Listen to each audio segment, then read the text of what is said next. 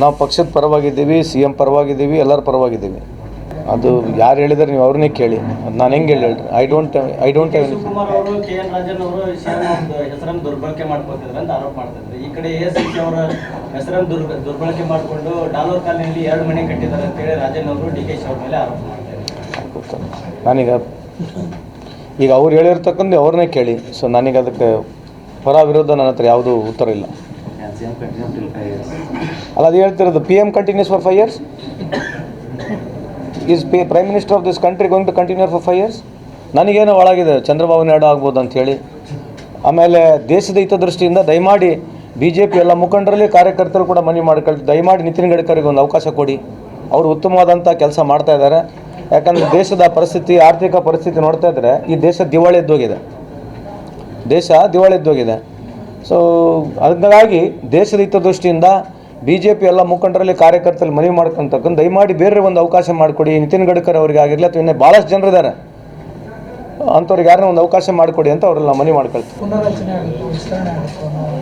ಏನು ರೀ ಅದನ್ನೇ ಎಲ್ಲರೂ ಕೇಳ್ತೀರಿ, ನಾವು ಎಷ್ಟಂತ ಹೇಳೋಣ ಹೇಳಿದ್ನ. ಅದೇನಾದರೂ ಕೂಡ ಅಲ್ಲಿ ಹೈಕಮಾಂಡೇ ತೀರ್ಮಾನ ಮಾಡುತ್ತೆ. ಅದಕ್ಕಿಂತ ಭಾಳ ಇಂಪಾರ್ಟೆಂಟ್ ಸಮಸ್ಯೆಗಳ ಬಗ್ಗೆ ಕೂಡ ತಾವು ಕೇಳ್ಬೋದು.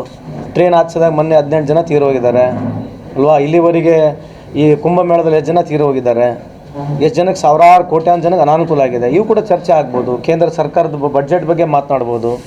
ಅಲ್ಲ, ನೀವು ಕೇಳಿ. ಬಟ್ ಇಶ್ಯೂಸ್ನ ಫ್ರೇಮ್ ಮಾಡೋದು ಕೂಡ ಒಂದೇ ಥರದ್ದು ಎಷ್ಟು ಸರಿ. ನಮಗಂತೂ ಎಲ್ಲ ಕಡೆ ಹೋದ್ರೆ ಇದನ್ನೇ ಬಿಟ್ಟರೆ ಬೇರೆ ಪ್ರಶ್ನೆ ಇರೋದು. ಮೊದಲನೇ ಪ್ರಶ್ನೆ ಇದೇ ಇರ್ತದೆ. 18 ಜನ ತೀರೋಗಿದ್ದಾರೆ, ಆ ಪ್ರಶ್ನೆ ಯಾರು ಕೇಳೋದೇ ಇಲ್ಲ ಈ ದೇಶದಲ್ಲಿ. which questions you are asking also matters a lot, no?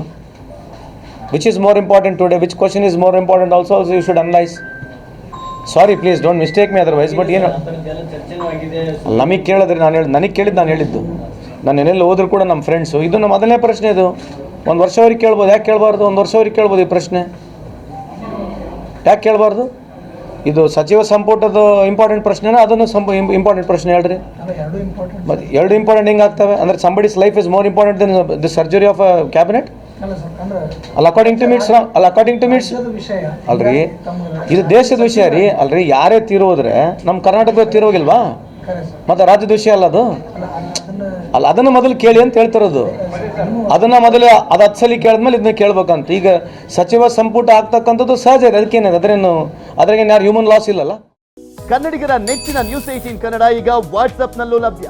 Karnataka, ದೇಶ ವಿದೇಶಗಳ 360 ಡಿಗ್ರಿ ಸುದ್ದಿಯ ವಿವರಗಳನ್ನ ನಿಮ್ಮ ಕೈ ಬೆರಳುಗಳಲ್ಲೇ ಪಡಿಲಿಕ್ಕೆ ಈ QR ಕೋಡ್ ಅನ್ನ ಸ್ಕ್ಯಾನ್ ಮಾಡಿ, ನಮ್ಮ ಚಾನಲ್ ಫಾಲೋ ಮಾಡಿ, ನೋಟಿಫಿಕೇಶನ್ ಆನ್ ಮಾಡಿ.